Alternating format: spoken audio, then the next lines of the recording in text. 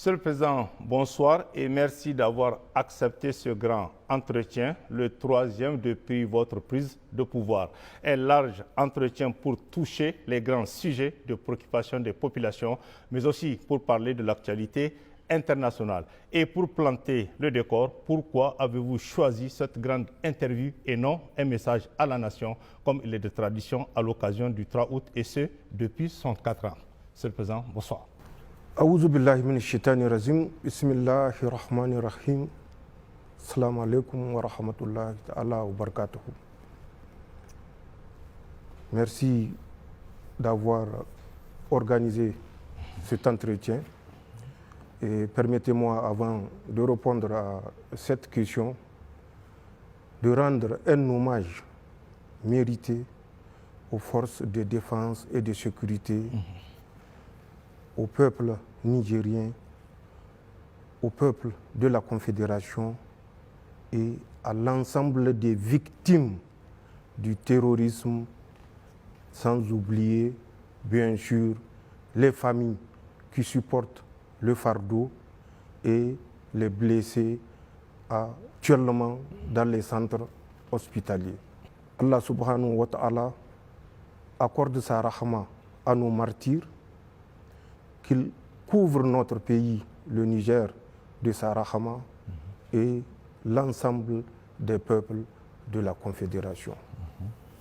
Effectivement, comme l'ensemble des Nigériens l'auraient constaté, le message à la nation attendu ce jour 2 août a été déjà adressé au peuple nigérien et à l'opinion internationale le 25 du mois de juillet. Donc, la journée du 3 août sera désormais consacrée journée de l'arbre et certainement les dispositions y afférentes sont prises et elles seront transmises, communiquées au moment opportun.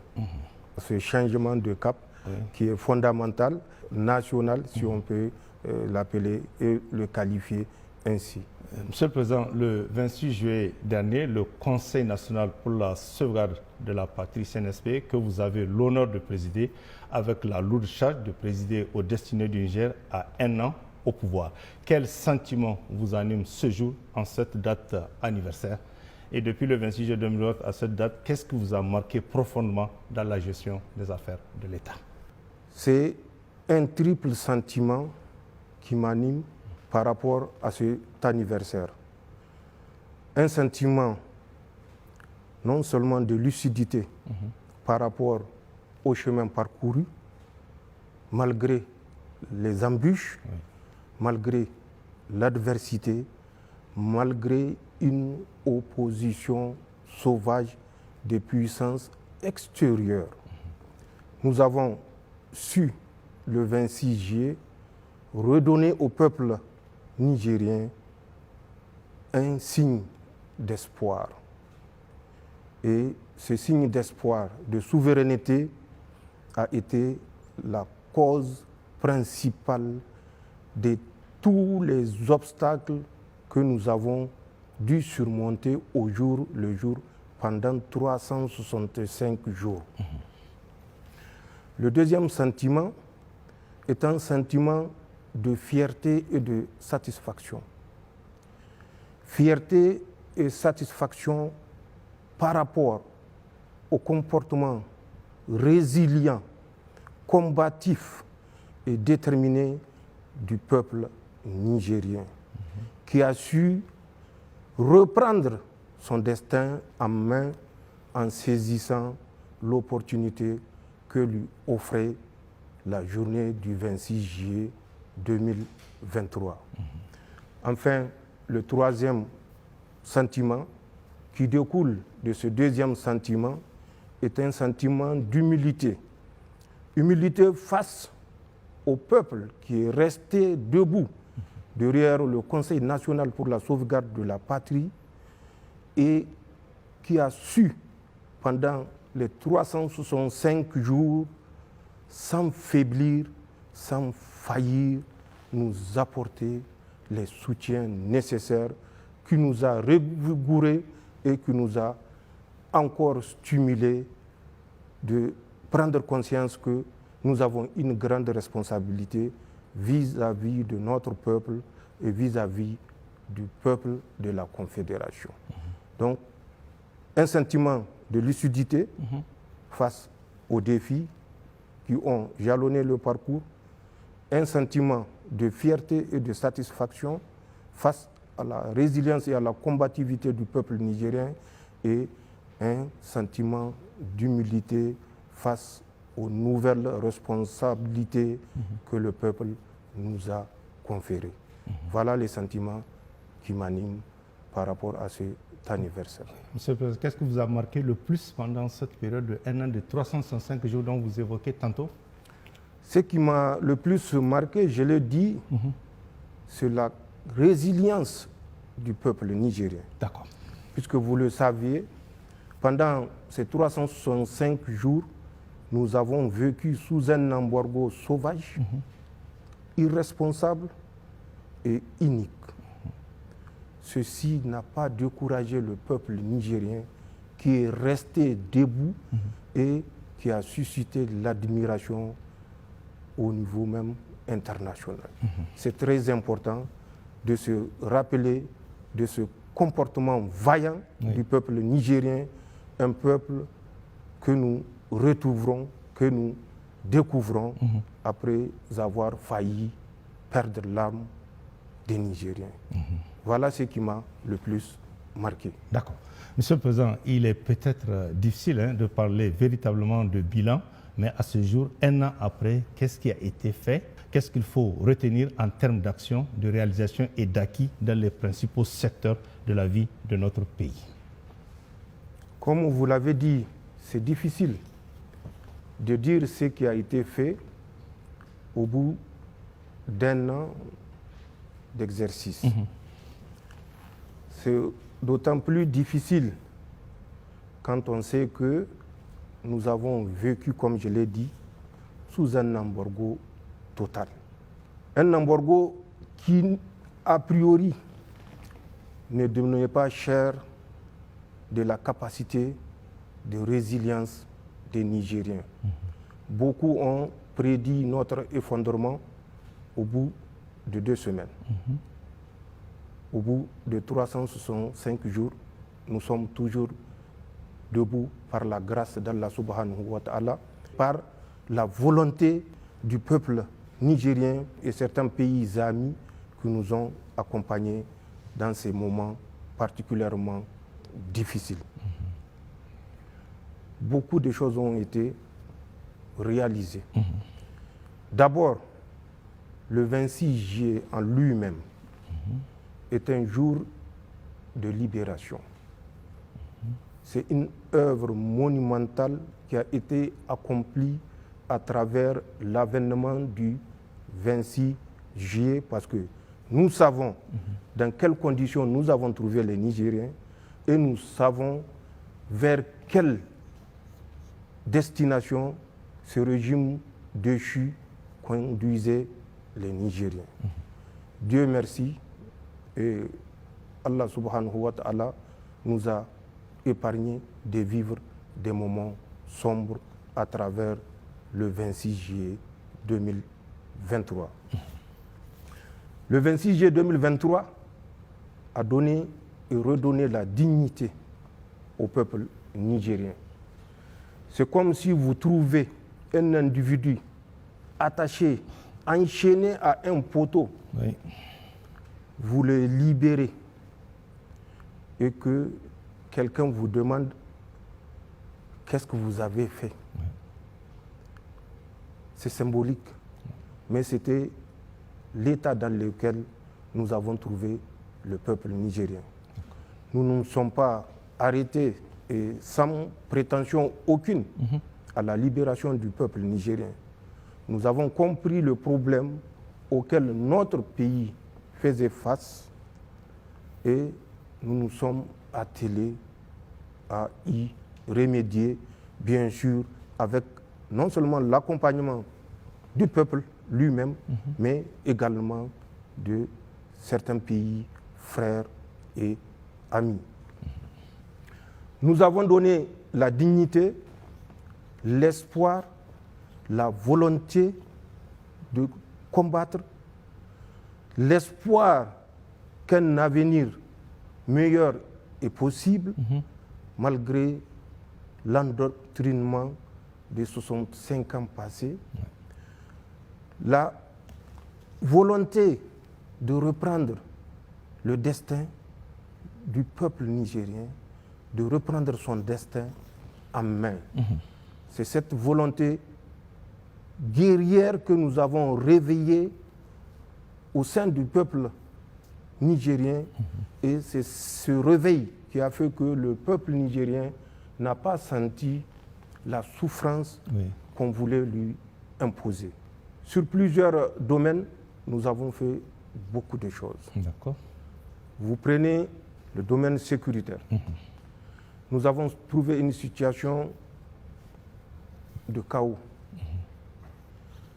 Une situation de chaos qu'on ne peut comprendre que lorsque on la vit au quotidien et lorsqu'on est au Niger. Une situation sécuritaire née de la volonté de certaines puissances de continuer à nous dominer, mais malheureusement avec la complicité des Nigériens ou de certains Nigériens.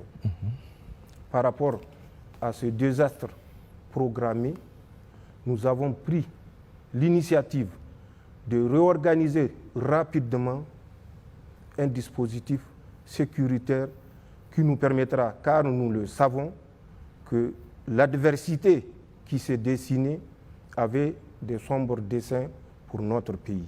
Et il nous fallait prendre rapidement le devant en adoptant notre dispositif aux objectifs de défense et de protection de notre population. Par rapport à ces mesures, je l'ai dit, le redéploiement, mais nous avons mis l'effort sur également la montée en puissance de nos forces de défense et de sécurité. On entend souvent certains dire que le matériel que nous utilisons, nous l'avons trouvé. Il a été acheté par le régime déchu. C'est méconnaître la réalité. Ce matériel a été mis à la disposition des forces de défense et de sécurité nigériennes par la volonté de certains pays que j'ai tairés, mais pour lesquels aucun versement n'a été fait. Nous sommes arrivés sous embargo total et nous avons respecté les engagements pris par le régime déchu et procédé au paiement par échéance de ce matériel que nous exploitons. Nous avons également programmé la montée en puissance en effectif de nos forces de défense et de sécurité. Et le cas le plus récent est ce recrutement de 10 000 hommes qui a déjà commencé le 1er juillet et qui s'effectuera en 2 phases pour des raisons de formation de qualité.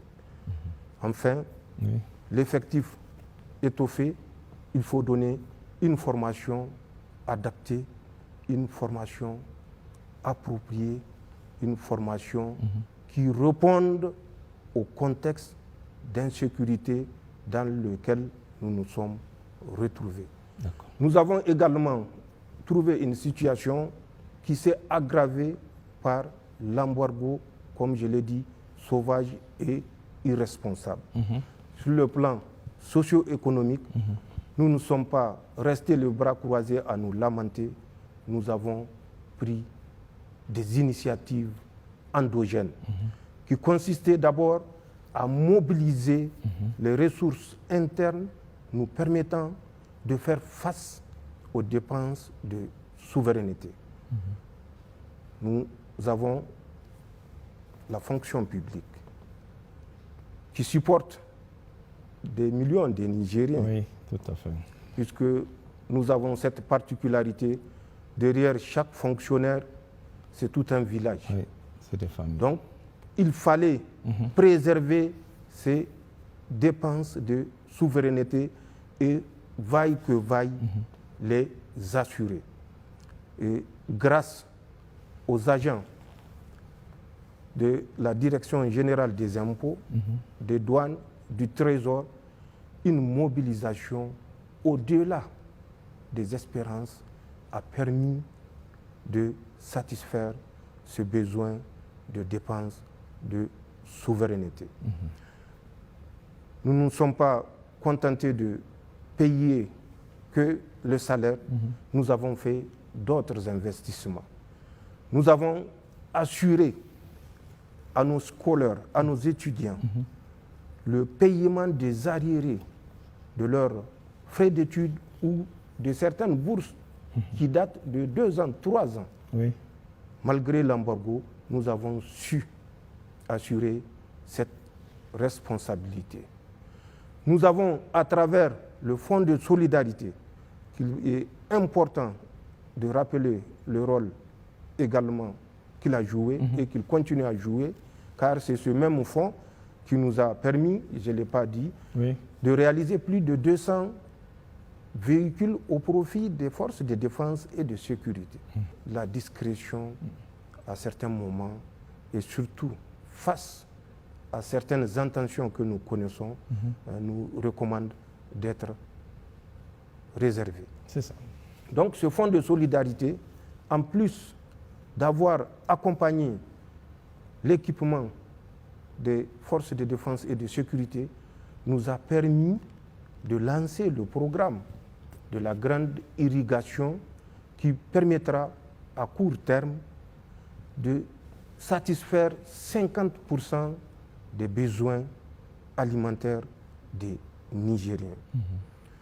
En plus du fonds de solidarité, nous avons créé la commission de lutte contre la délinquance économique, financière et fiscale, la COLDEF, qui a permis à l'État de rentrer dans ses droits. Certes, pas dans tous ses droits, puisqu'il y a des auteurs qui sont en fuite. Oui, bien sûr. Mais ils reviendront et ils répondront et un seul COPEC ne saura disparaître. D'accord. À chacun son tour. Et comme le dit un proverbe Oui. Hausa, Karshen Tururuwa Ngurma. Sumye, vous connaissez en germain. Amajiri Gades, Oui. Nkwando Daino Agabari. Zama Fattaï Gakan. D'accord. Agaye Gazumbuganda. Au Igadouam. D'accord. C'est ce que j'ai à dire par rapport à ça. Donc la COLDEF va continuer le travail pour lequel elle a été créée. Elle a été accompagnée par non seulement le peuple nigérien, mais par surtout les autorités qui ont toujours affirmé qu'elles n'interviendront jamais dans le fonctionnement de cette structure très importante pour notre pays. D'accord. Toujours dans le cadre des mesures socio-économiques que nous avons initiées, protéger un couloir stratégique qui a permis, malgré l'embargo, d'assurer la permanence du ravitaillement au profit de notre pays, des populations, au profit des populations. Certes, rien ne saura satisfaire l'homme, mais les forces de défense et de sécurité du Niger, du Burkina et du Togo font un excellent travail pour permettre à notre pays de ne pas souffrir les affres de la faim ni du chaos. Même si sous d'autres toits, dans certaines chaînes, on dit que c'est l'effondrement. Et l'effondrement, Inch'Allah, se produira ailleurs, mais pas au Niger. Nous avons su tenir debout le peuple nigérien est resté debout, le Niger est resté debout à travers ces 2 premières mesures. La 3e mesure, c'est dans le domaine diplomatique et de coopération.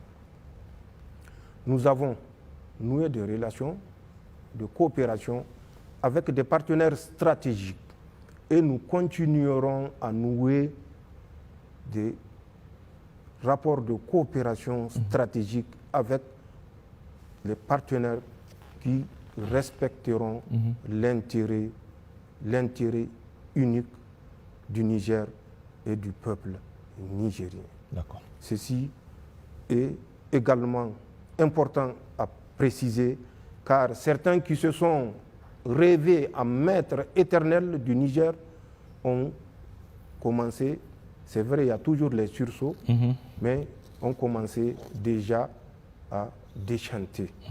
C'est vrai, des pièges sont posés. Oui.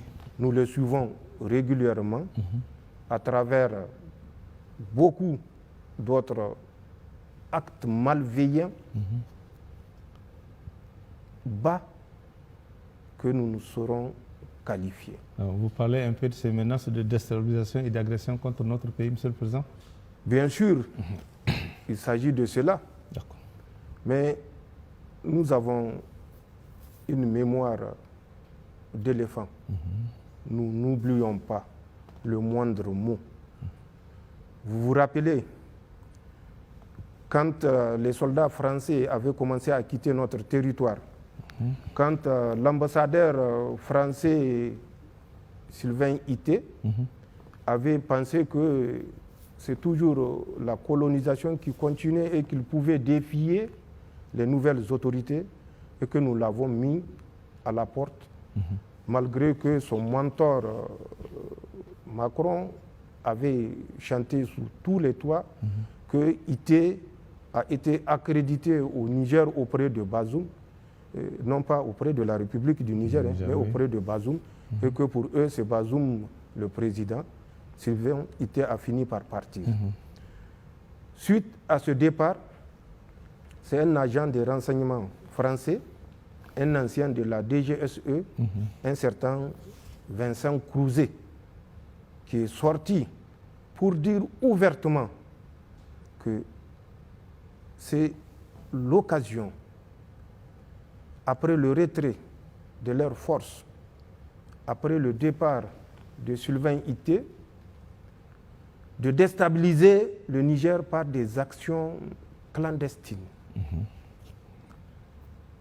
Nous n'avons pas pris ces propos à la légère et aucune affirmation ne doit être prise à la légère.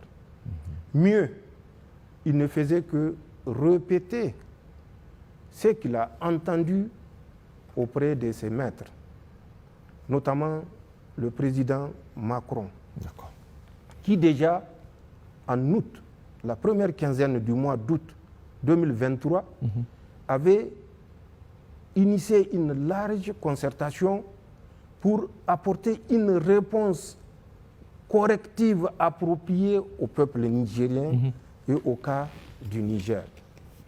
Suite à ça, il a donné des instructions à un certain Jean-Marie Bockel, qui est le conseiller Afrique, paraît-il, de Macron, de trouver des solutions et en urgence pour que le cas Niger ne fasse école. D'accord. Après plusieurs mois et presque un an d'études, c'est ce qui a conduit à ce fameux commandement pour l'Afrique. C'est le résultat de leur nouvelle trouvaille pour mettre les États de l'Afrique francophone au pas. Et en tête, le Niger qui a osé demander sa souveraineté. Le commandement pour l'Afrique est une version camouflée des troupes que nous avons chassées. D'accord. Parce que c'est un commandement qui se fera avec une certaine réorganisation, notamment les troupes qui sont au Tchad, particulièrement à N'Djamena, seront réduites de leur effectif pour ramener à 350, je dis bien N'Djamena, 350 hommes. Les troupes qui sont au Gabon, actuellement autour de 400, vont être ramenées à une centaine. Les troupes ivoiriennes, elles seront maintenues. Ils ont dit qu'ils ont à peu près 600 hommes. Ça, c'est leur problème. Ils vont les maintenir. Ils vont créer 2 commandements supérieurs qui seront un basé à Dakar au Sénégal et le deuxième à Libreville au Gabon. La différence pour verser la poudre aux yeux des Africains consistera dans le commandement qui sera désigné. Ça ne sera plus des chefs qui vont venir de la métropole, mais ce sont les attachés de défense qui vont assurer le commandement. D'accord. Et à travers ça, un chef d'état-major au nom d'un certain Pascal Yanni a été désigné. Et le 4 septembre de cette année, ce commandement sera fonctionnel avec par position 50 à 60 hommes qui vont monter en puissance pour être à 100 ou 150 hommes. Avec un commandement, comme je le dis, discret, parce qu'il sera assuré par les attachés de défense qui sont déjà sur place au niveau des ambassades des pays qui ont bien sûr des ambassades françaises. Bien sûr. Mais ce n'est certainement pas le cas du Niger et ça ne sera certainement pas le cas du Niger. Donc cette volonté maladive de déstabiliser le Niger s'est propagée à travers le repositionnement de tous les agents de la DGSE française que nous avons chassés de notre territoire. Ils sont repositionnés au Bénin, je le dis et je le répète. Ils sont repositionnés au Nigeria. Vous savez, le fameux Thomas Gliozo, qui était le chef de poste niveau 2, ici à Niamey, qui était passé pour être juste le chef de la sécurité de l'ambassade. C'est un agent de la DGSE française.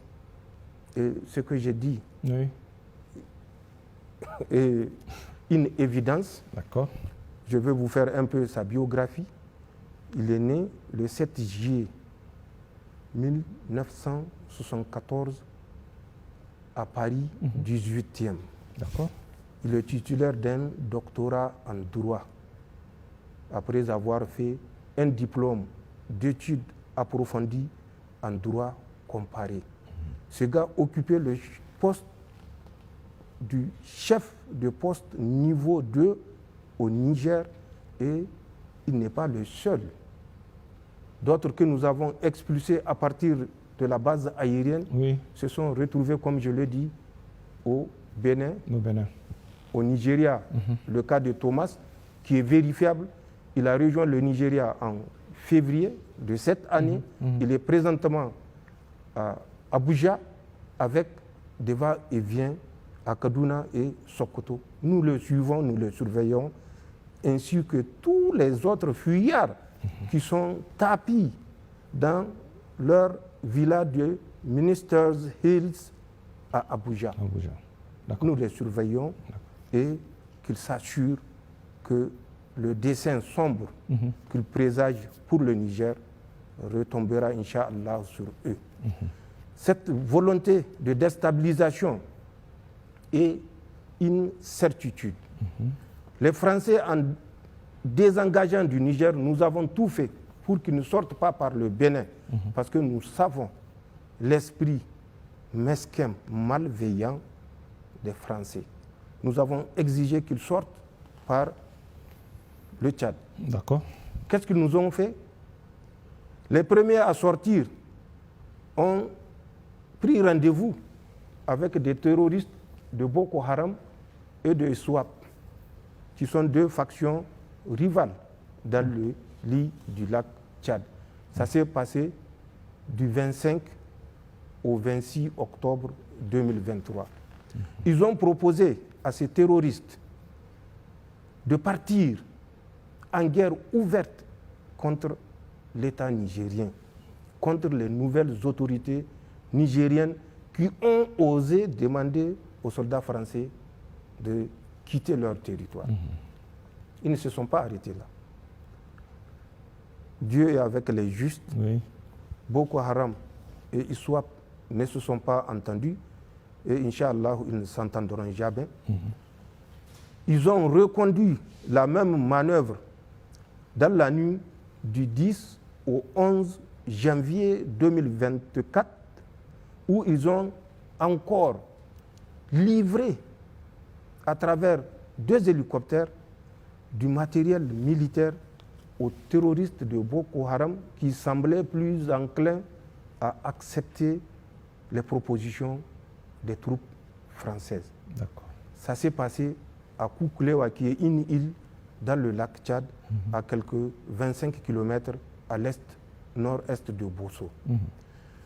Plus tard encore, le 29 janvier, ils sont revenus, cette fois-ci à Boultungour. Boultungour, c'est une île qui est à une dizaine de kilomètres au nord-est de Bosso, où ils ont livré de l'armement neuf, flambant neuf, aux terroristes de Boko Haram.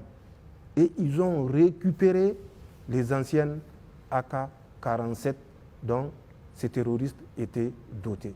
Ils ont pris les dispositions pour effacer les numéros, pour qu'on ne puisse pas retracer l'origine de ces armes. C'est des actes comme ça que les Français ont posés et continuent à poser. Nous savons qu'ils ont des répondants tapis dans nos villes. À Niamey, ici même à Niamey? À Niamey, comme à Agadez, comme à Maradi, comme un peu partout. Mais qu'ils sachent que nous les surveillons.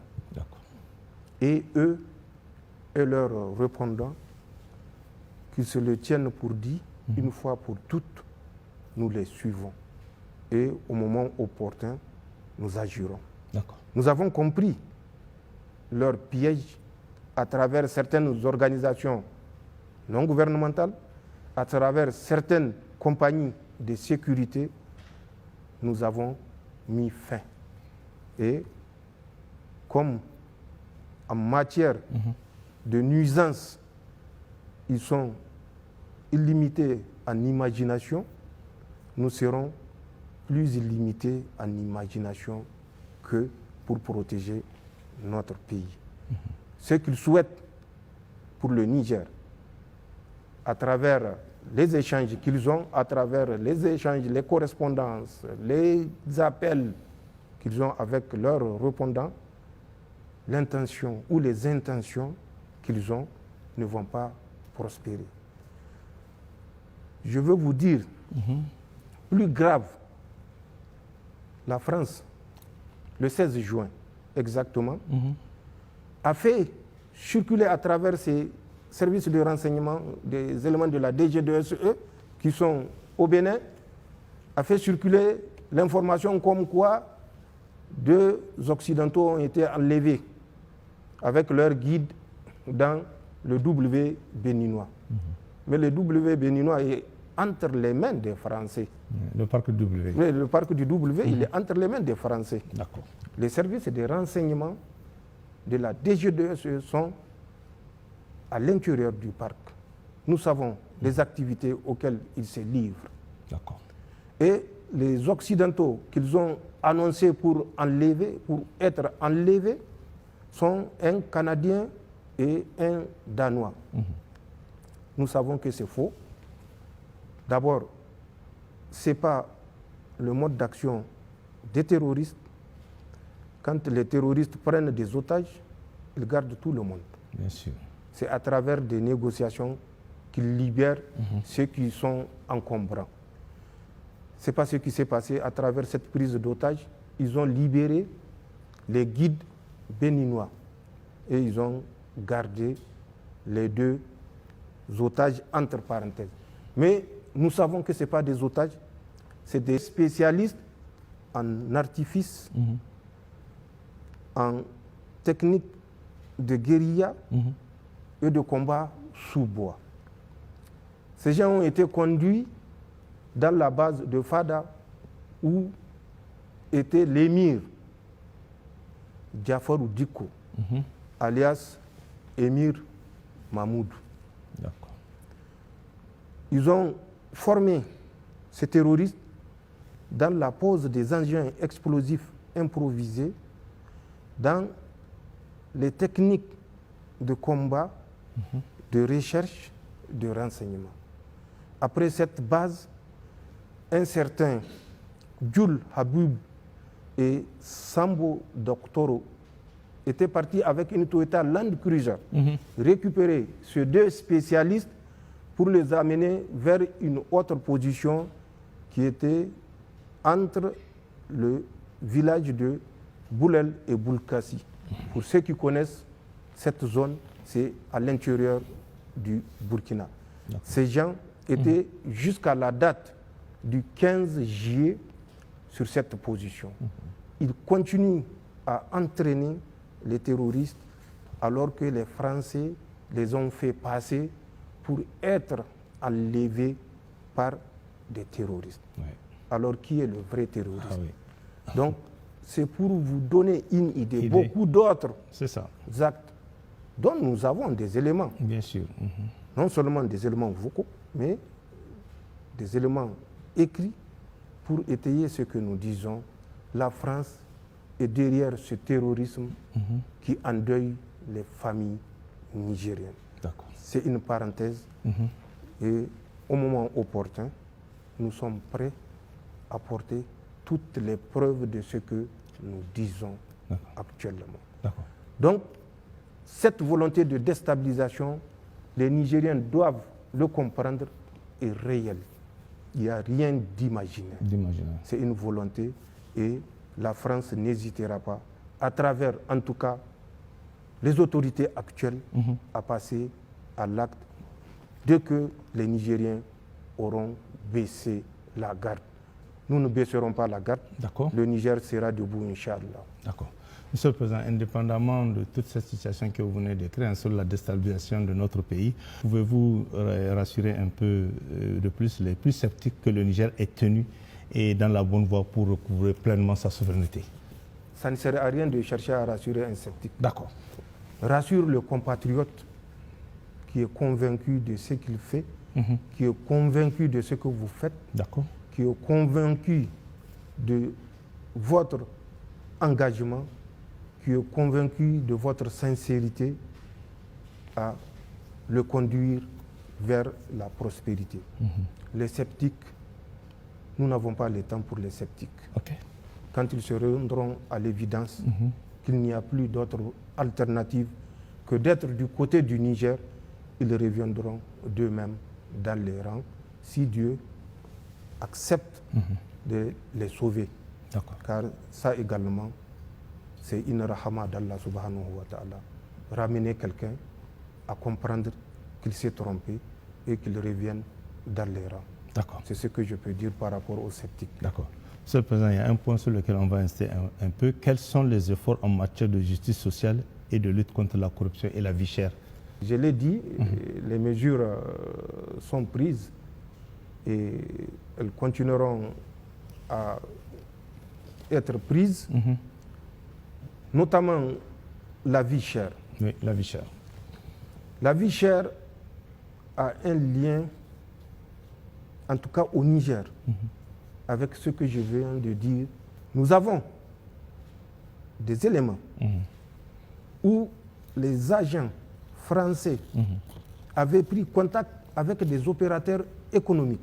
Nous avons des éléments audio, nous avons des éléments écrits où ils demandaient à ce dernier de faire disparaître toute leur quantité de vivres des magasins, de les disséminer dans des pays favorables. Quand je dis favorable, pas favorable au Niger, bien sûr.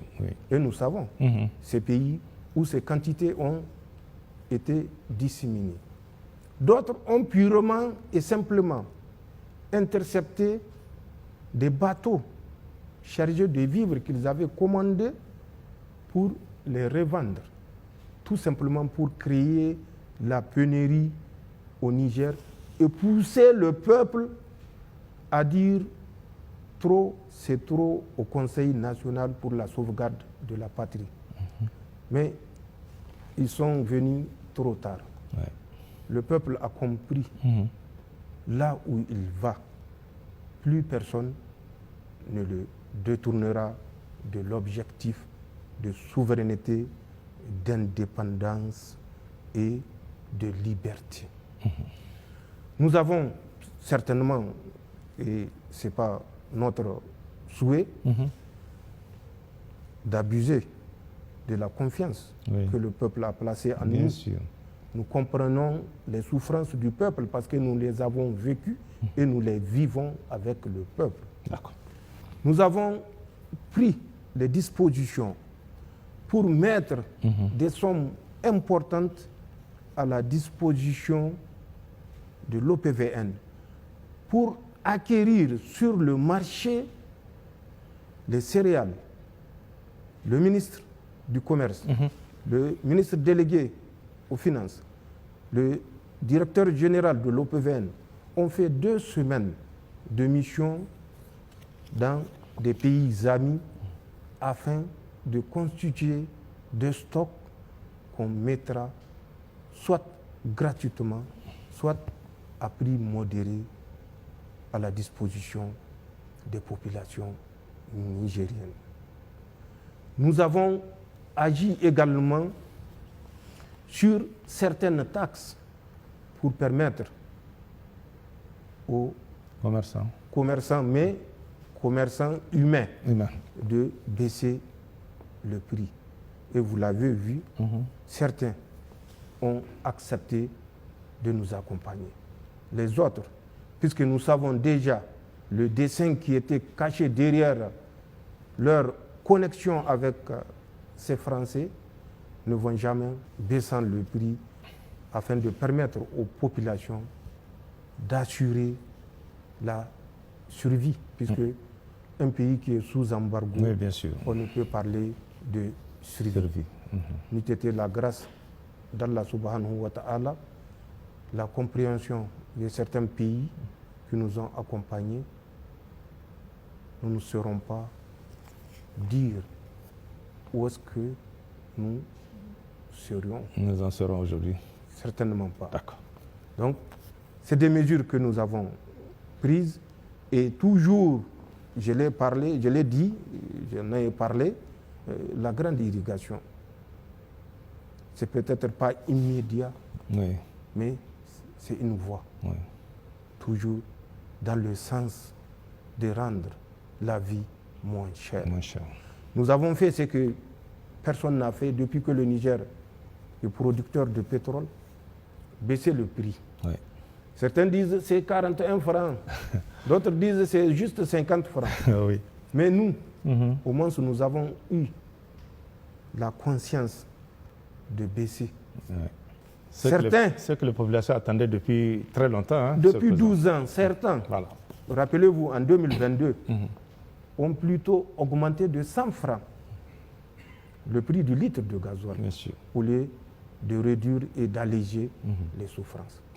Donc, même si c'est 1 franc que nous avions décidé de réduire sur le prix du litre, c'est une réduction. Nous n'avons pas augmenté 1 franc. Nous avons déduit 1 franc. Et nous avons fait mieux, c'est 41 et 50 francs que nous avons déduit de prix des litres, soit c'est l'essence ou le gasoil. Voilà ce que nous avons fait, sans être exhaustif, pour répondre à cette question de vie chère et des difficultés auxquelles chaque foyer nigérien est confronté. D'accord. Monsieur le Président, après la prise de pouvoir par l'armée le 26 juillet 2023, plusieurs de nos partenaires politiques, financiers et techniques ont suspendu leur coopération avec le Niger. Mais depuis lors, les Nigériens observent tous les efforts diplomatiques que le CNSP et son gouvernement sont en train de déployer pour une reprise de la coopération avec ses partenaires. L'on peut dire qu'il y a aujourd'hui une reprise totale de la coopération avec nos partenaires. Qu'en est-il exactement? Depuis le 26 juillet, le CNSP a tiré les leçons de ce qui s'est passé à compter du 30 juillet où la CEDEAO, sous l'injonction d'Emmanuel Macron, je ne dirais pas de la France, Oui. mais d'Emmanuel Macron, D'accord. la CEDEAO a décidé de nous mettre sous embargo sauvage, je le répète, irresponsable, unique. Nous avons tiré les leçons puisque beaucoup de partenaires, sous le couvert de la démocratie, la grande démocratie, qui punit 27 millions de Nigériens pour un seul Individu. Nigérien, entre parenthèses. Oui, bien sûr. D'accord. Cette communauté qui nous a abandonnés, comme l'avait dit, si bien dit, Choguel Maïga, Oui, le premier Somalien. en plein vol. D'accord.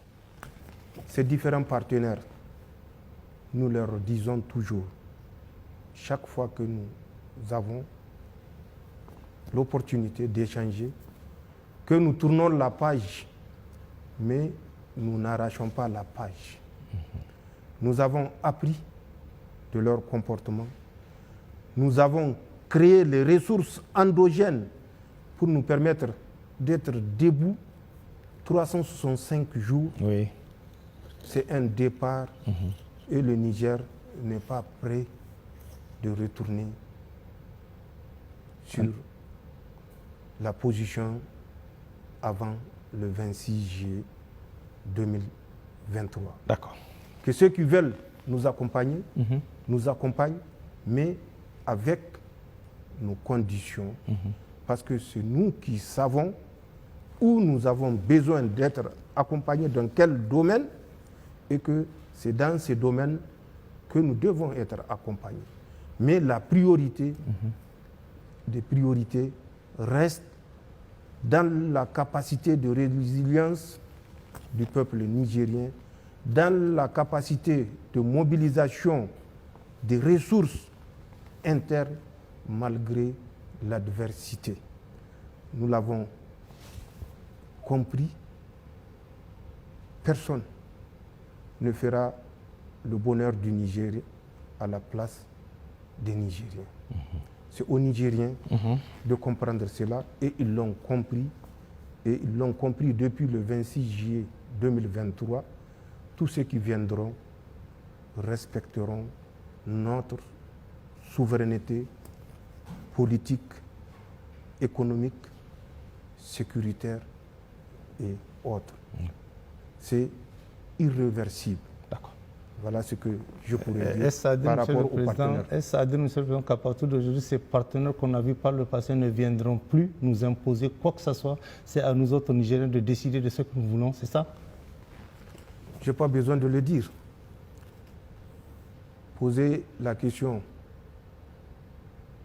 à un enfant de 4 ans, d'accord, pour ne pas descendre en dessous, pour qu'on ne me qualifie pas de ce que je ne suis pas. D'accord. Mais demander à un enfant de 4 ans, vous le voyez, vous voyez, patriote. Oui, oui, on l'a vu. Bébé patriote. Oui, bien sûr. Bébé patriote à 4 ans. Oui. Posez-lui la question. La fille qu'on voit souvent, elle vous répondra. Voilà, beaucoup de manifestations. Et c'est la même chose pour tous les Nigériens. D'accord. Nous avons atteint un point de non-retour. Personne, plus personne, aucun État, je l'ai dit dans le message à la nation du 25 juillet, aucun État, aucune organisation étatique ou non gouvernementale ne nous dictera ce que nous devons faire, nous, ce que nous ne devons pas faire. D'accord. Nous avons tiré les leçons de 12 mois d'embargo et notre marche est irréversible. Tout celui qui veut venir, qu'il vienne, mais qu'il vienne à nos conditions. Nous avons compris que nous sommes dans un monde de relations géostratégiques où, certes, les intérêts de l'autre qui viendra vers vous doivent être préservés, mais d'abord les intérêts des Nigériens. D'accord. Et ça, dans tous les domaines. D'accord. Monsieur le Président, et toujours en ce qui concerne la diplomatie, nos relations avec le Bénin constituent un grand sujet d'actualité. Qu'est-ce qu'il faut retenir aujourd'hui? Ce qui s'est passé avec le Bénin, je ferai peut-être l'économie de m'étendre, mais il est de mon devoir de dire aux Nigériens ce qui s'est passé avec le Bénin et peut-être la lueur d'espoir également dans le cadre toujours de nos relations avec le Bénin. Je dis bien peut-être. D'accord. Le 30 juillet, quand la CEDEAO avait décidé de mettre le Niger sous embargo, le président Talon, c'est à partir d'Abuja qu'il avait appelé pour dire d'interrompre tout chargement, tout franchissement des moyens nigériens. Quand je dis moyens, je veux dire moyens automobiles qui chargeaient au port de Cotonou ou qui ont chargé de l'intérieur du Niger et qui sont sur le pont de Malanville, poste frontalier. D'ailleurs, l'unique que nous avons avec le Bénin. C'est à partir de Abuja au Nigeria qu'il avait pris cette décision. Parce qu'il fallait punir les Nigériens qui ont osé prendre leur destin en main. Tout à fait normal, en tant que président du Bénin, qu'il donne des ordres. Même si nous pensons qu'il y avait une autre façon de faire qui consistait à laisser transiter ce qui est chargé au port de Cotonou. Mais c'est une décision souveraine prise par un responsable d'un État souverain. Nous avons vécu cet embargo total du côté de notre poste frontalier avec le Bénin. Le pipeline, entre-temps, les travaux n'ont pas été impactés par l'embargo. Jusqu'à la fin de l'exécution des travaux du pipeline, aucune contrainte parce que le président Talon s'était déplacé en Chine pour donner cette garantie aux autorités chinoises qu'il ne fera entrave en aucune manière et il va respecter les accords entre la République du Niger et la République du Bénin, qui disait qu'en aucun cas les travaux du pipeline ou l'exploitation du pipeline ne peut être entravée par l'une ou l'autre des parties. Les travaux se sont poursuivis donc malgré l'embargo. Le premier bateau a été chargé. Le deuxième bateau était arrivé. Le président Talon s'est rappelé tout d'un coup que le Niger, entre-temps, la CEDEAO ayant levé l'embargo, le Niger a refusé d'ouvrir sa frontière. La frontière, oui. Quand ils ont fermé la frontière, nous avons acté. Nous ne sommes pas intervenus pour dire que le président Talon a mal agi. Quand il va de notre sécurité, sachant ce que nous savions et que nous savons toujours, de ce qui s'est tramé au Bénin, à travers justement les agents de la DGSE française au Bénin, quand les gens parlent de base, il n'y a pas de base, mais une action de déstabilisation subversive ne se mène pas avec des troupes conventionnelles. Sinon, ça ne serait pas une action subversive. La subversion, les gars n'ont qu'à consulter le dictionnaire. Que veut dire, en termes littéraires, la subversion? Sans parler du domaine des spécialistes. Que veut dire la subversion? Donc, le fait de dire qu'il n'y a pas de base, c'est des camps avancés pour lutter contre le terrorisme. Mais nous savons ce que nous savons. Nous savons ce qui s'est passé au Bénin. Au Bénin, automatiquement, je vous ai dit, après la décision de la CEDEAO, le président Talon a pris la mesure et la responsabilité sur lui d'appliquer à la lettre les mesures de la CEDEAO. C'est un État souverain, je l'ai dit. Il est libre de faire ce qu'il veut. Mais qu'on nous laisse également cette liberté de protéger notre pays. Nous savons déjà le 25 du mois d'août 2023, la France avait loué 3 hélicoptères Super Puma auprès d'une société qui s'appelle Elenka, d'une nationalité que je tairai. Ces Super Puma étaient déjà sur le tarmac de Kandi. Le 26, déjà, ils étaient à Kandi. C'est ça. Pour donner la correction au Niger qui a osé dire trop, c'est trop.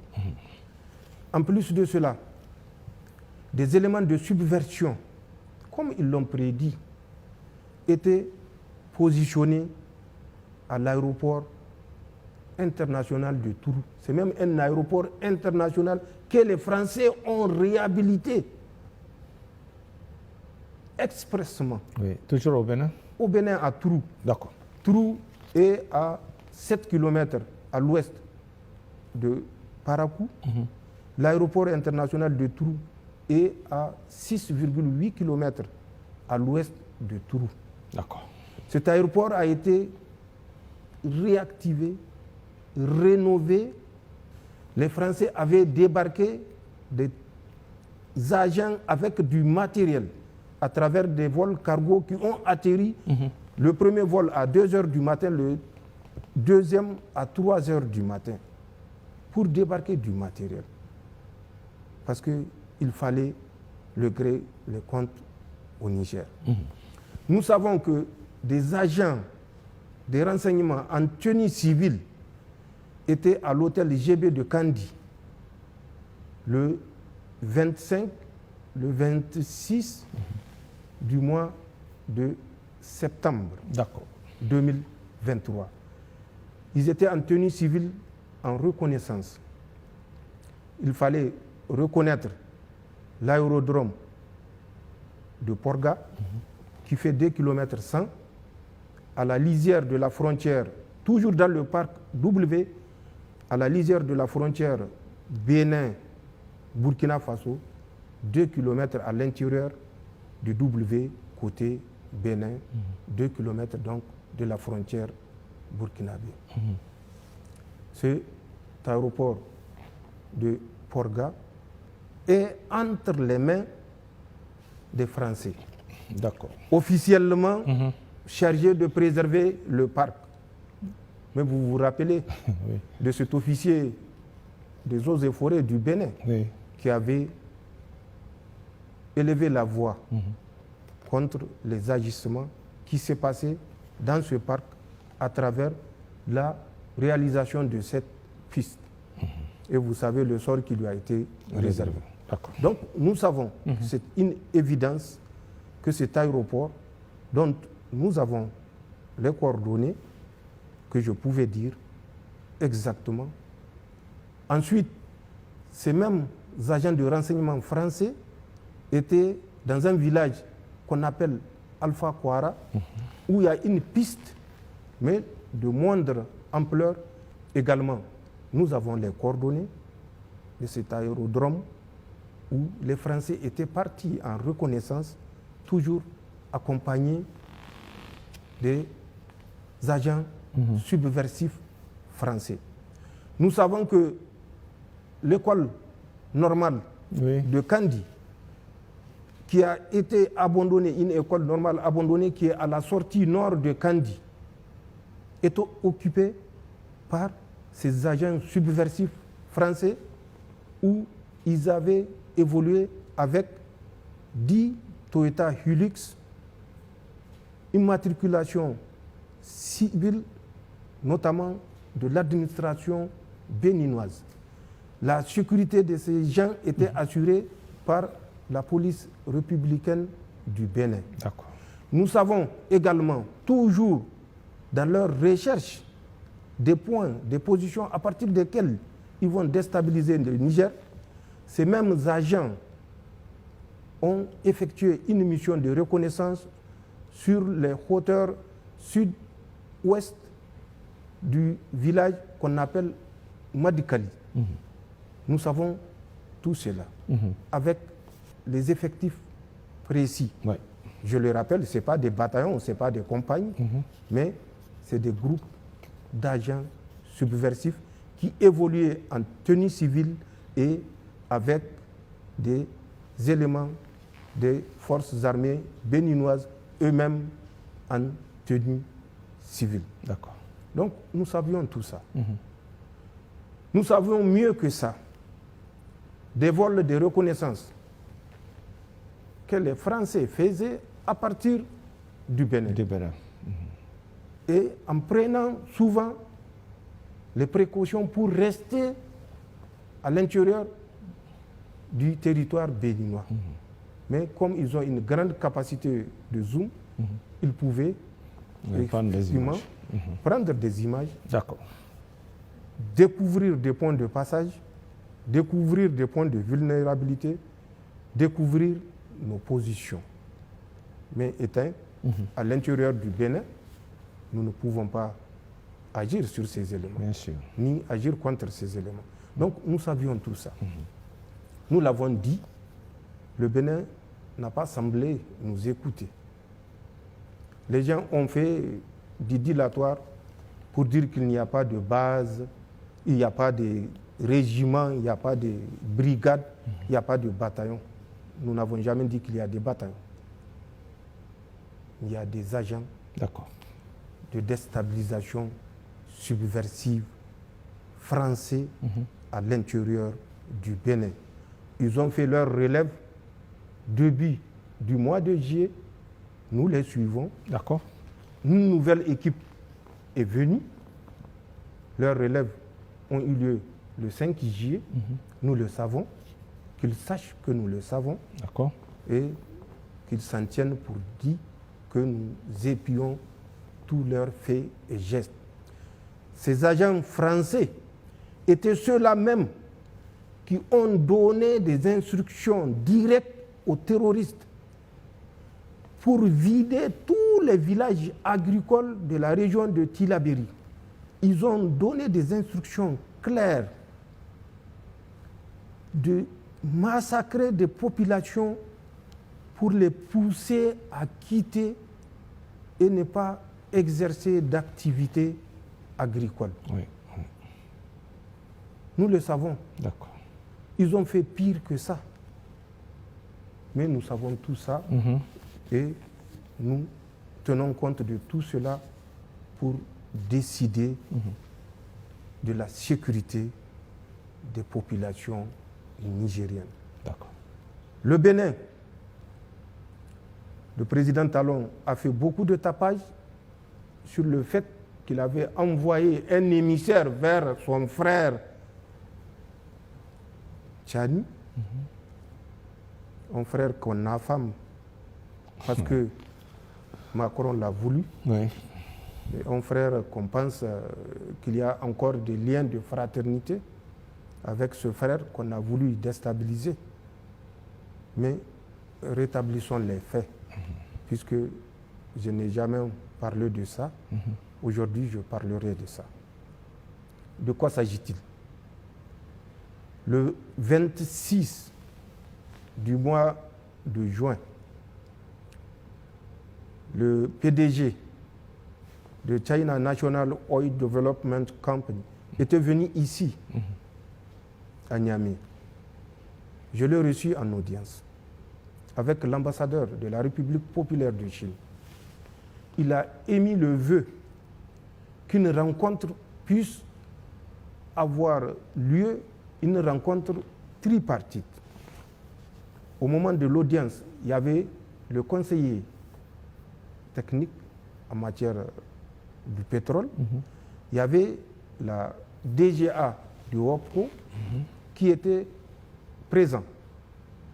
Je les avais instruits de prendre contact avec le ministre du pétrole pour trouver une date avant le 31, date à laquelle cette rencontre tripartite entre le Bénin, le Niger et WAPCO pouvait avoir lieu. C'est ce qui a été fait. Déjà, les échanges sont partis le 26, je crois, du mois de juin. Le ministre de l'eau et de l'énergie du Bénin était venu dans le cadre de cette rencontre tripartite. Il se trouvait qu'au moment où il était venu au Niger, le Premier ministre était en déplacement. Le ministre de la Défense qui assurait son intérim était en déplacement. Malheureusement, la deuxième personnalité dans l'ordre protocolaire qui devait assurer l'intérim était le ministre d'État, ministre de l'Intérieur. Oui. Il était couché. Ouais. La troisième, c'était le ministre de la Santé, qui a reçu le ministre béninois à l'issue de la rencontre qui avait duré 2 jours, 48 heures. dont les images ont circulé, ont été passées à la télé nationale, où il se disait satisfait de la mission qu'il avait effectuée dans le cadre de cette rencontre tripartite. Tout d'un coup, il a pensé qu'il est porteur d'un message du président Talon vers le président Tchani. Et il a souhaité me rencontrer. Les messages officiels font l'objet d'un traitement spécifique à travers le ministère des Affaires étrangères. D'accord. Il aurait fallu qu'il le dise avant de quitter le Bénin. Après la rencontre tripartite, il souhaiterait transmettre au président du Conseil national pour la sauvegarde de la patrie un message de son frère, le président Talon. Le ministère des Affaires étrangères lui aurait répondu en fonction de mon calendrier. Voilà ce qui s'est passé. D'accord. Et voilà la vérité, les faits, et ça a donné lieu à une polémique internationale. Puisque je crois que le président Talon était à l'époque au Brésil, quand il a fait un tweet pour dire que le méchant président de la transition du Niger a refusé de prendre la main fraternelle qui lui avait été tendue à travers un porteur de messages. Voilà ce qui s'est passé. D'accord. Et ce sont des faits. Ce n'est pas un tissu, c'est des faits et les faits sont vérifiables. Donc, tous ces agissements ont conduit les deux parties à être chacune sur ses gardes. Bien sûr. Nous avons la responsabilité de la sécurité de notre pays. Nous avons la responsabilité de la sécurité des citoyens nigériens. Nous prendrons les mesures nécessaires pour ne pas répondre devant Dieu d'avoir trahi la confiance des Nigériens. D'accord. Le jour où nous saurons qu'il n'y a aucune menace du côté du Bénin, nous prendrons les mesures appropriées. Et nous espérons, à travers des démarches déjà qui sont initiées de part et d'autre, particulièrement, je profite pour remercier le président Soglo et le président Yahi Boni qui ont fait le déplacement, tout à fait, malgré le poids de l'âge, pour venir vers nous et nous demander de renouer le fil du dialogue. Dans la même lancée, nous avons envoyé une mission qui est partie, conduite par le ministre d'État, ministre de l'Intérieur, et qui a échangé, et au retour, qui nous a fait le point de cette mission. Il y a des perspectives, mais la sécurité est l'urgence la plus urgente. Donc, il y a des perspectives de reprise, mais elles la sécurité d'abord, conditionnées par des mesures de sécurité. C'est une question de responsabilité vis-à-vis du peuple nigérien. Monsieur le Président, le 6 juillet 2024, le monde entier a été témoin du sommet populaire, si je puis m'exprimer ainsi, et historique de l'AES à Niamey. Tout était historique, à la fois la mobilisation populaire, la rencontre des 3 chefs d'État, la réussite du sommet et les décisions fortes qui en ont découlé. Monsieur le Président, quel sentiment vous anime à ce propos? Le sommet du 6 juillet a été un sommet à tout point de vue exceptionnel. D'abord, à commencer par la mobilisation pour l'accueil. Déjà, le 5 juillet, dans l'après-midi, lorsque le président Ibrahim Traoré avait atterri sur l'aéroport international Diori Hamani de Niamey. Compte tenu de la mobilisation de ce jour, nous avons pensé que pour rendre la courtoisie à cette mobilisation, il fallait marcher. Et c'est ce que nous avons fait de l'aéroport jusqu'aux encablures du palais présidentiel. Avec le président Ibrahim Traoré, parce que nous ne pouvons pas concevoir d'être assis dans les véhicules et passer sans dire merci à ceux-là même qui ont pris d'assaut la voie express depuis 14h30 jusqu'à 18h et pour certains même jusqu'à 21h. Ils étaient restés sur l'itinéraire. Le trajet. Donc, déjà, en termes d'exception, c'était exceptionnel. Mieux, le 6, avec l'accueil de mon frère également, Assimi Goïta, où la population était sortie également en nombre pour l'accueillir. Mais compte tenu des délais, pour cette fois-ci, nous n'avons pas pu marcher. Certainement, nous avons déçu beaucoup qui étaient venus voir ce qui s'est passé le 5, réédité le 6. Malheureusement, nous nous en excusons. C'était le délai qui ne nous permettait pas. Parce que s'il fallait marcher, ce n'est pas moins de 2 heures, 3 heures, et c'est une rencontre prévue pour durer une journée.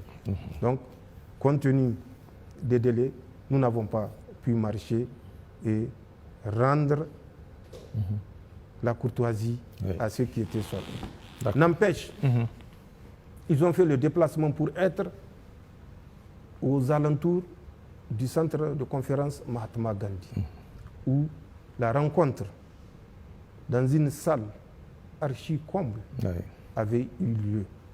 Les images ont passé, des décisions ont été prises, que vous retrouvez certainement à travers les documents de la Confédération, puisque à compter du 6, les conclusions, pour synthétiser, sont essentiellement le passage de l'Alliance des États du Sahel à la Confédération Alliance des États du Sahel, étape intermédiaire vers une fédération, Inch'Allah.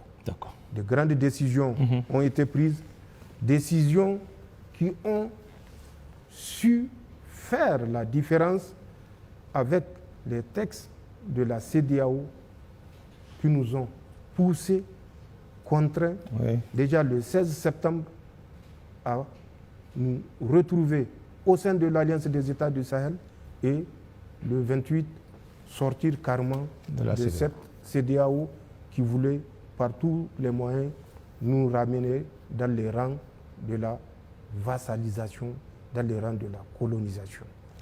Nous nous sommes inspirés de ce qui s'est passé avec la CEDEAO pour prendre des mesures fortes avec des garde-fous qui ne permettront à personne, à aucun État, aucun individu ou groupe d'individus d'être une menace à un État souverain.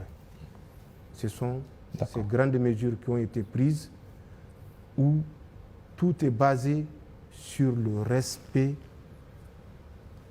de la souveraineté et de l'intégrité territoriale des États.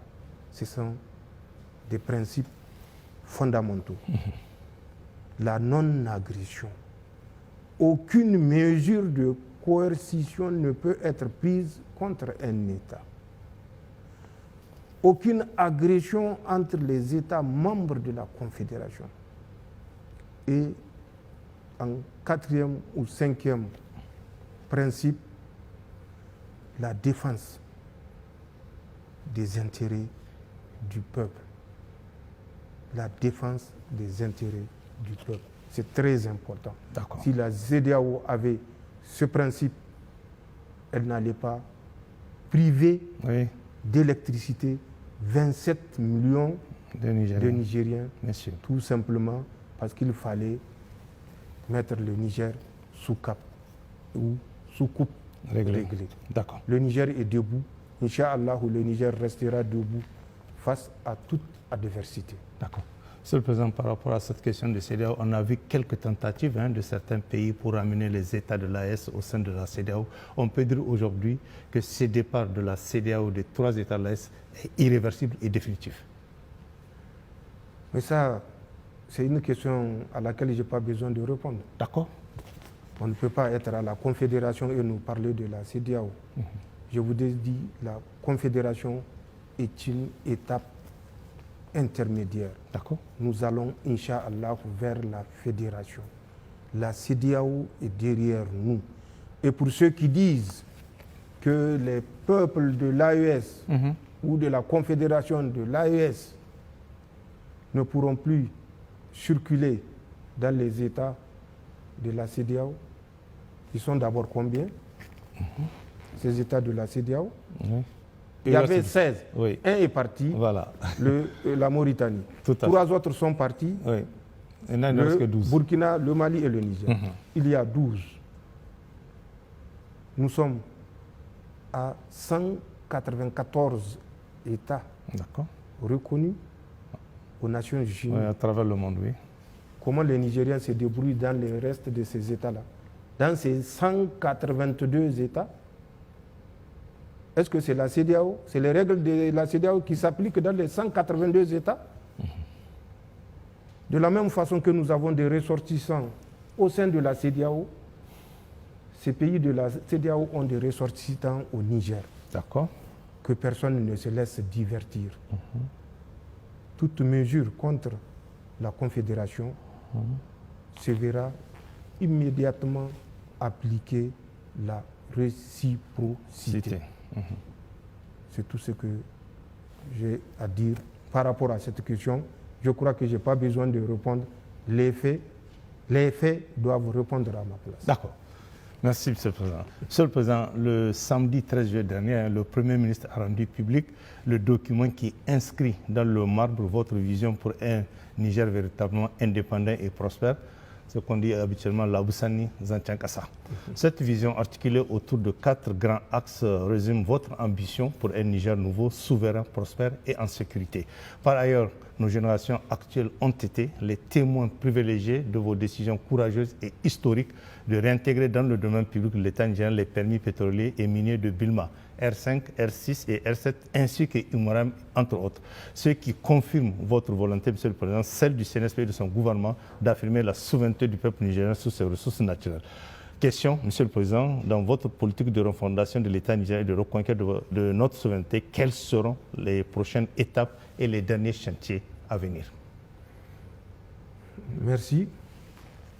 Vous avez dit Labousanino, Zanchan Kassani. Je commenterai encore. Hala Lady Non. Hala Lady Non. Ah, ok. Lady Amen. Pip et Niger. Lady Amen Niger. D'accord. Hana Hala Lady France. Na Pip et France. C'est ce que je vais ajouter. C'est un peu, Monsieur le Président? C'est un peu et que ceux qui comprennent, et que ceux qui ont des difficultés à comprendre, comprendront un jour. D'accord. Labousanino, Zanchan Kassani, ce n'est pas seulement un groupe de mots, c'est un état d'esprit. Quand vous dites Labousanino, vous devez avoir conscience qu'il n'y a rien en dehors de votre foi qui elle-même recommande loyauté envers sa patrie.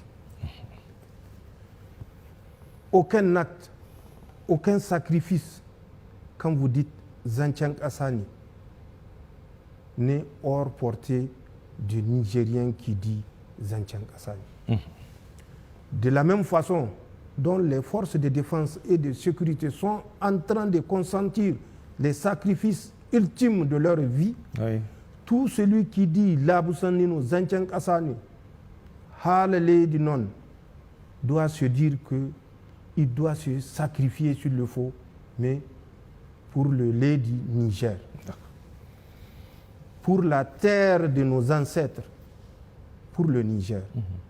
Labousanino, ce n'est pas un slogan pour demander des postes. Zanchan Kassani, ce n'est pas un slogan pour demander des privilèges. Halale du non, c'est un slogan pour être disponible 24 heures sur 24, 365 jours sur 365 jours, sur le faux, pour défendre la patrie. C'est ça que les Nigériens doivent comprendre. Pour revenir au document auquel vous avez fait allusion, oui, c'est votre vision. Cette vision ne date pas de juillet. C'est un document, le directeur de cabinet ici présent peut le confirmer, qui date de octobre 2023. D'accord. Mais chaque chose, deux facteurs essentiels doivent être pris en compte, qui sont le contexte et l'opportunité. Laboussani, qui se retrouve à travers ce document, répond à un contexte. L'opportunité de le porter à la connaissance des Nigériens ne s'était pas présentée en octobre. Pour des raisons évidentes et connues des Nigériens. Nous avons attendu. Et nous avons entendu des Nigériens qui disaient que nous naviguons à vue. À vue, tout à fait. Mais nous savons ce que nous faisons. Cette vision, vous l'avez rappelé, était portée sur 4 axes. Défense, sécurité, la gouvernance, qui rend sacré la bonne gouvernance, le bien de l'État. Ensuite, la diplomatie, qui est un chapitre important. Également, nous avons la justice sociale dont vous avez parlé tout à l'heure, la justice sociale, et le développement de la productivité. Donc ce sont ces 4 axes qui sont compilés dans cette vision. que nous avons voulu offrir aux Nigériens pour qu'ils comprennent où nous voulons aller. Et comment il faut aller. D'accord. C'est des babas tactiques, comme on dit, où aller, comment aller. Oui, d'accord. Effectivement, c'est ça que le Premier ministre avait présenté le 13 du mois de juillet, puisque l'opportunité de le présenter était enfin arrivée. Tout ce que Dieu fait est bon, tout ce que Dieu fait est juste. Et le juste moment était arrivé le 13 juillet pour présenter ce document aux Nigériens qu'ils peuvent consulter et voir que, avec leur aide, le Niger restera debout, Inch'Allah. D'accord. Monsieur le Président, un dernier sujet qui revient dans les débats, c'est celui de la tenue des assises nationales. Qu'en est-il à ce jour? Parce que les Nigériens posent cette question couramment, régulièrement. Qu'en est-il à ce jour, Monsieur le Président? La réponse, vous l'avez déjà à ce que je venais de dire. D'accord. Contexte, opportunité. OK. Contexte, opportunité. D'accord. Que les Nigériens comprennent que nous sommes inscrits dans cette démarche. Les assises, ça fait près de 3 mois. Un comité ad hoc est mis en place. Un comité qui est en train de regrouper tous les travaux déjà réalisés au niveau des régions, puisque les 8 régions ont tenu des sessions de travail. Elles ont fait des propositions qu'on leur avait demandées, puisque certaines parties se sont senties à un certain moment en dehors de la marche. Nous leur avons dit d'approcher toutes les parties pour que chacun donne sa proposition, sa contribution. D'accord. Et c'est ce qui a été fait et c'est ce que le comité est en train de travailler depuis près de 3 mois. D'accord. Le moment opportun, quand l'opportunité, qui est le deuxième facteur, bien sûr, se présentera, d'accord, les Nigériens seront informés et prendront part pour que, ensemble et de façon consensuelle, nous puissions sortir quelque chose qui fera du Niger ce pays qui a définitivement acquis sa souveraineté, ce pays qui se tiendra, Inch'Allah, debout face à l'adversité, ce pays qui a pris conscience et qui s'est approprié ses ressources pour que ce pays tourne le dos à l'étiquette de dernier au classement de l'indice de développement humain qu'on nous a toujours martelé et qu'on nous a convaincus en fin de compte que c'est une vérité, alors que c'était une chimère pour mieux nous exploiter. Donc, les Nigériens vont se prononcer pour que aucun Nigérien, même élu, ne puisse abuser du pouvoir et transformer le pouvoir qui lui a été donné par le peuple, qu'il ne puisse utiliser comme il l'entend et faire du pouvoir sa propriété personnelle où il peut dire, faire ce qu'il veut. Tout sera encadré par des textes et ceux qui sont là à dire qu'ils attendent 1 an, 2 ans,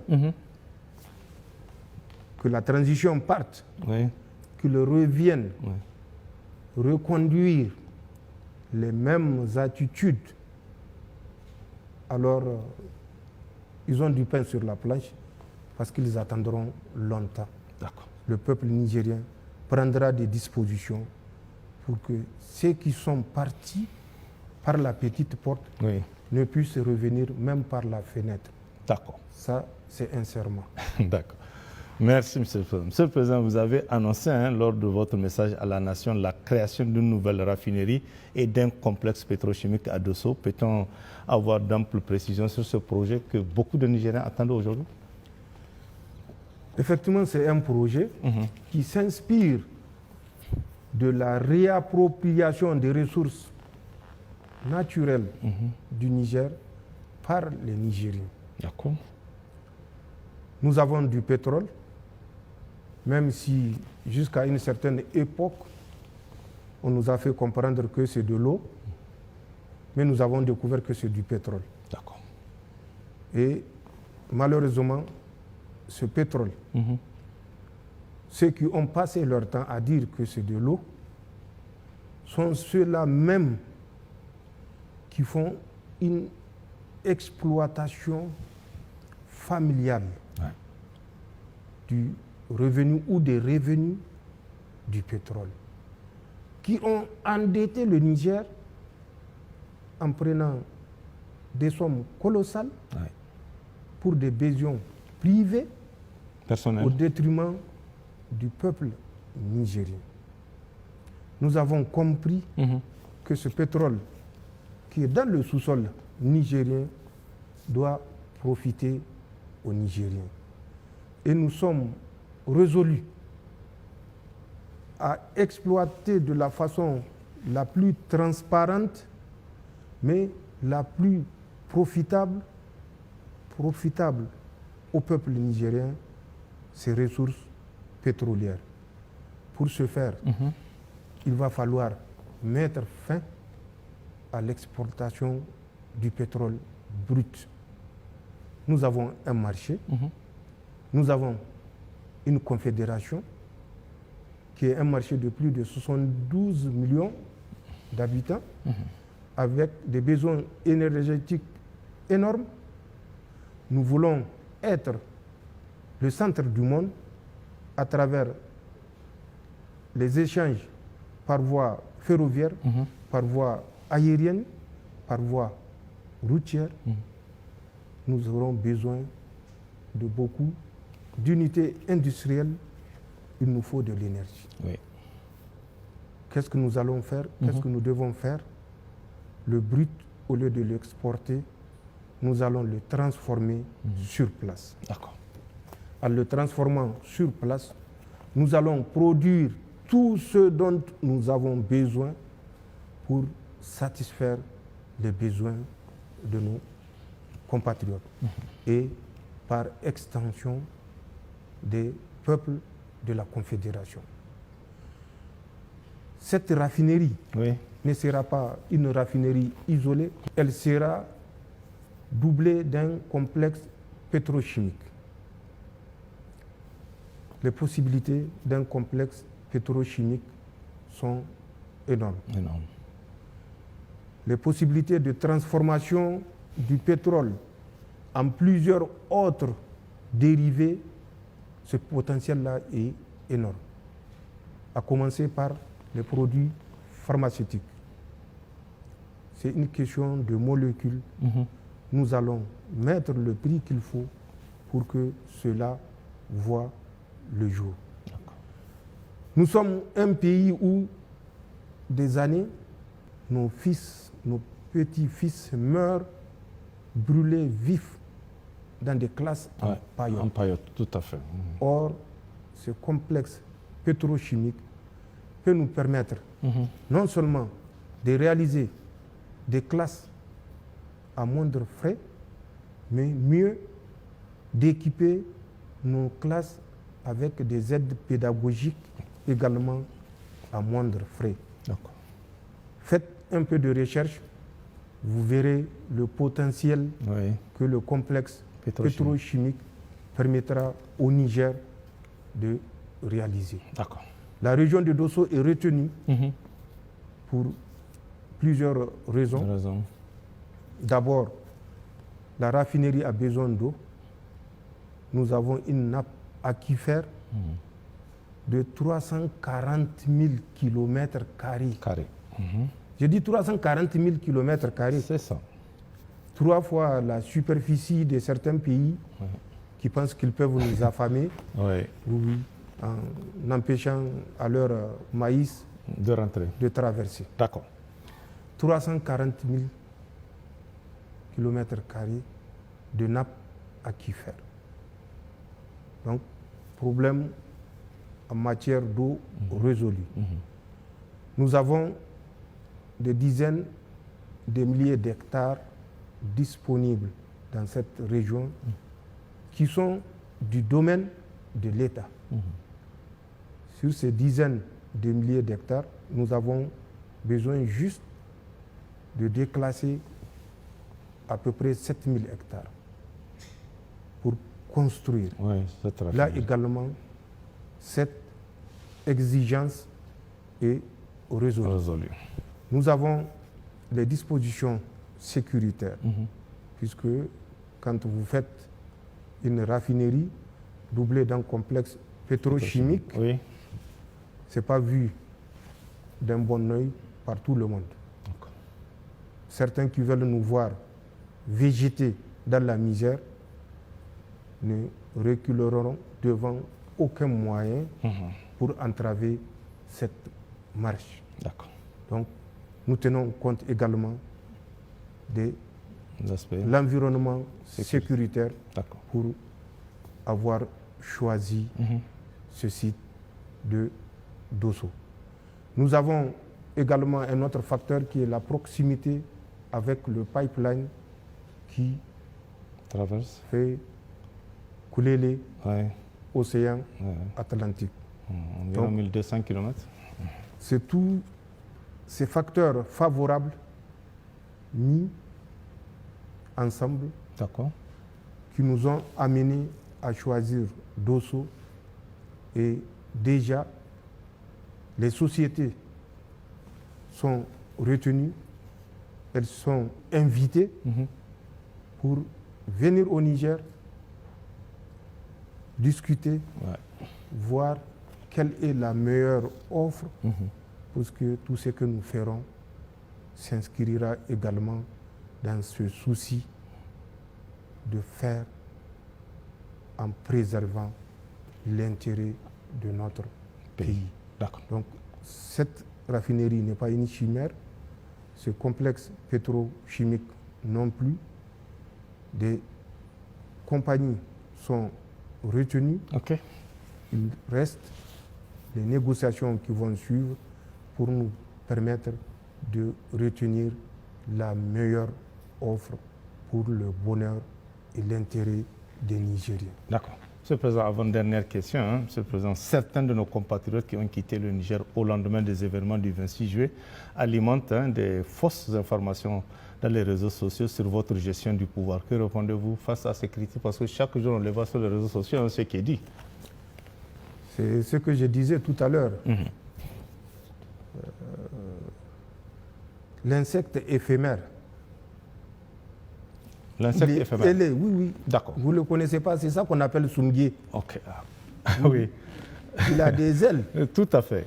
Mais au bout de quelques minutes, il perd les ailes. Et il revient terrestre et non aérien. Aérien. Parce que les ailes ne lui seront plus d'aucune utilité. Ouais. C'est la même chose que j'avais dite tout à l'heure OK. par rapport à ceux qui ont fui et qui pensent, à partir de leur zone refuge, ils peuvent s'attaquer impunément au Niger. Ils sont au Nigeria, je vous ai dit, Oui. à Abuja, au quartier gracieusement mis à leur disposition, Oui. qu'on appelle Ministers Hills. Ils sont dans d'autres pays africains et européens, nous le savons, d'autres même américains. Ouais. Ils ont mis entre eux et nous 2 à 3 océans. Oui, Mais le Niger, c'est le Niger. bien sûr. Et le Niger est éternel. D'accord. Les gens qui ont choisi de vivre en exil vivront longtemps en exil. Ouais. Nous avons vu des chiffres fantaisistes, macabres, où les éléments de FDS sont tombés dans une embuscade entre ESA et Tankademi. 500 morts. Les FDS du Niger sont tombés dans une embuscade entre Ikarfan et Sanam. 237 morts. Et malheureusement, Oui. Oui. il y a des oreilles apparemment saines, je dis apparemment, qui écoutent ces absurdités et qui tiennent un des comptes des organisations avec la couverture d'une certaine crédibilité. Oui. Oui. J'ai vu une communication où, depuis le 26 juillet 2023 au 26 juillet 2024, nous sommes à 1006 morts. Ah oui. J'ai dit, mais finalement, il ne reste plus rien de l'armée. Ah oui. Mais ça, c'est leur souhait. Mais Allah est avec le Niger. Bien sûr. Et rien de ce qu'ils prédisent pour le Niger ne se réalisera, Inch'Allah. D'accord. Nous les écoutons, nous notons. Et chacun répondra de ses actes, chacun répondra de ses écrits, chacun répondra de ses propos. Le Niger est éternel. Et je l'ai dit, nous prendrons les dispositions à travers les assises pour que des garde-fous, des dispositions particulières soient prévues, même dans 100 ans, en espérant Oui. qu'ils survivent 100 ans, 100 ans. ce qui n'est pas possible. Allah est grand. Mais ils ont tous au-delà de 50 ans. Pour l'instant, ceux qui ont 150 ans au Niger, j'en connais pas. D'accord. Et certainement, Inch'Allah, ce n'est pas eux qui feront exception. Mais quel que soit le temps que ça prendra, même si ce n'est pas avec nous, ça sera avec d'autres Nigériens qui ont vécu ce que nous avons vécu, qui ont connu ce que nous avons connu, qui ont lutté ce que nous avons combattu et qui ont pris conscience, plus personne ne peut se mettre à 2 pas de la frontière et attaquer le Niger impunément. Chacun rendra compte le moment venu. Et c'est ce que je dis à ces oiseaux de mauvaise augure. D'accord. Ce qu'ils pensent, c'est sur eux que ça va retomber. Mais nous avons encore un autre adage Oui. en Hausa qui dit Barewa, Bata Tuma, Danta Yererehe. Geri, si sarsar, izo mafanat. Matukulu kanti. Geri ize. Nyon halu deno agagana. D'accord. Boray din kan goga salam. Irga bay mayannu, irga bay mayan izenu. Et ce n'est pas une surprise D'accord. pour tous les Nigériens qui connaissent Oui. ces gens et qui connaissent leurs géniteurs. Mais, comme je le dis, chacun répondra de ses actes. Et comme le dit le Coran, aucune âme ne répondra à la place d'une autre. D'accord. C'est ce que j'ai à dire. D'accord. Monsieur le Président, pour conclure vraiment cette grande interview, quel sera votre mot de la fin?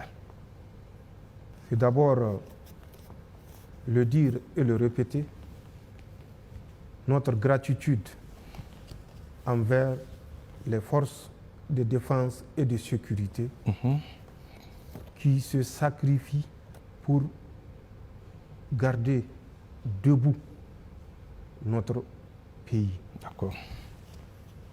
C'est un devoir de compassion envers les veuves et les orphelins, qu'ils soient des FDS ou des victimes martyrs civiles. c'est un devoir de gratitude envers le peuple nigérien qui a compris la marche et qui s'est engagé irréversiblement, résolument vers la conquête de la souveraineté, de l'indépendance et de la dignité totale du Niger. C'est un devoir de gratitude envers les pays de la Confédération et tous les pays amis qui ont également compris notre démarche. Enfin, le souhait que cette saison hivernale qui a commencé se poursuive pour que les 80% de Nigériens qui vivent de l'agriculture et de l'élevage pratiquent l'agriculture ou l'élevage pour assurer leur survie et, au-delà de la survie, leur prospérité, bien sûr avec l'État qui sera toujours garant du contexte et de l'environnement sécuritaire leur permettant d'exercer cette activité. J'aurai également une pensée à toutes les personnes qui sont affectées par certaines catastrophes naturelles, notamment les pluies abondantes cette année, où nous avons déjà malheureusement dépassé le taux en termes de victimes 2 à 3 fois. D'accord. Donc c'est un devoir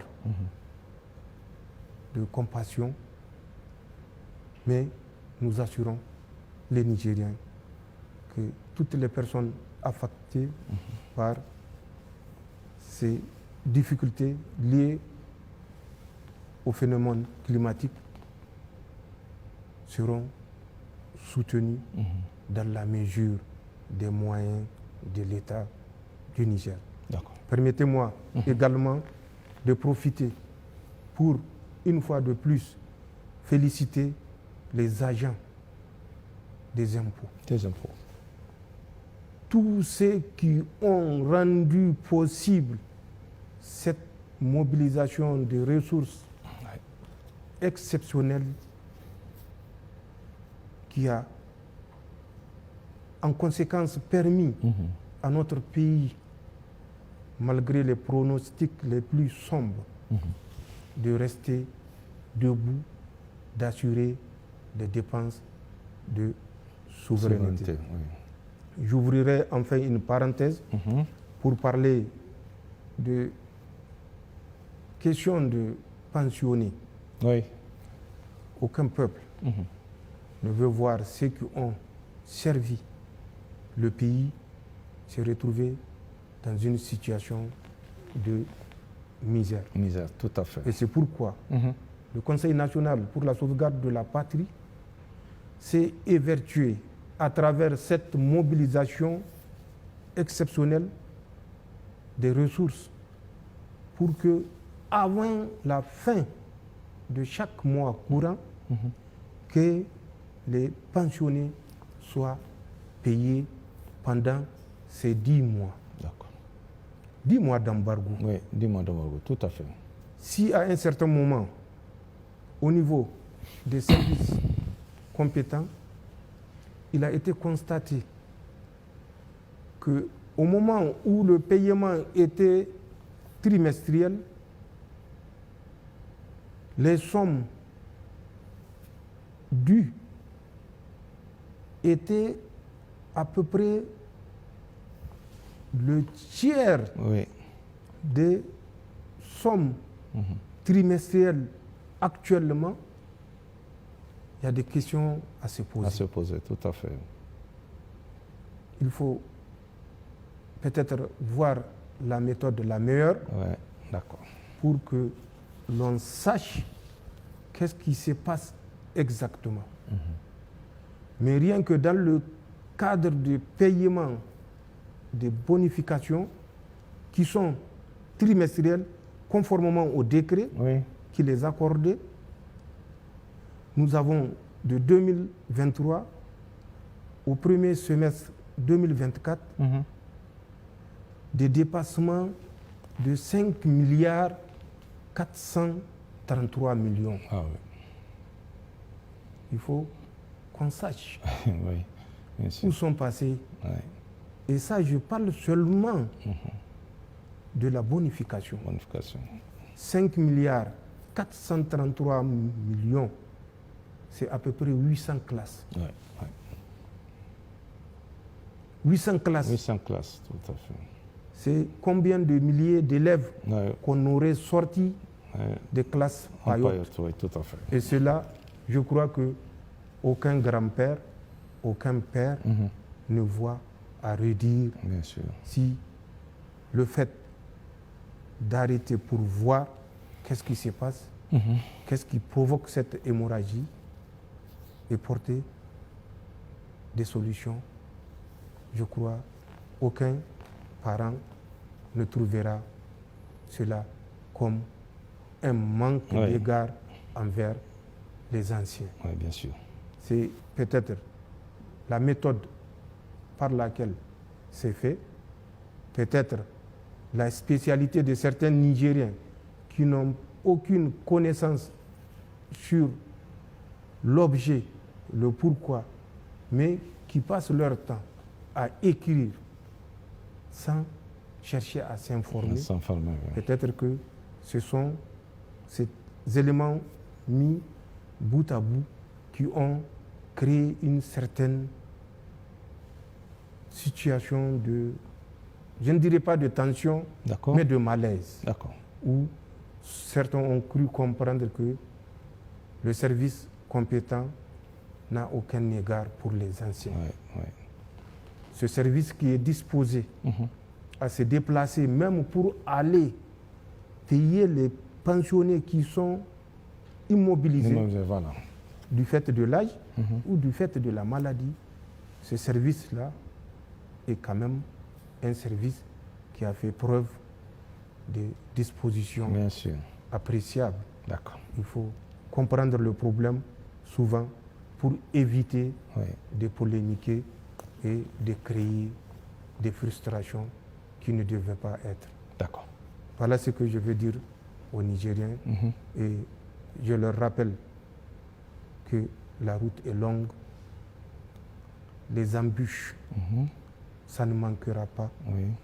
mais notre détermination fera la différence, tous ensemble.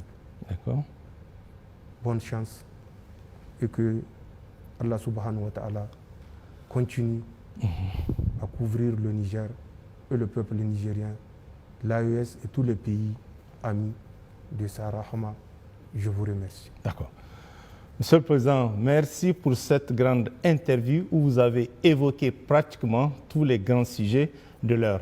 Merci infiniment et excellente soirée à tous.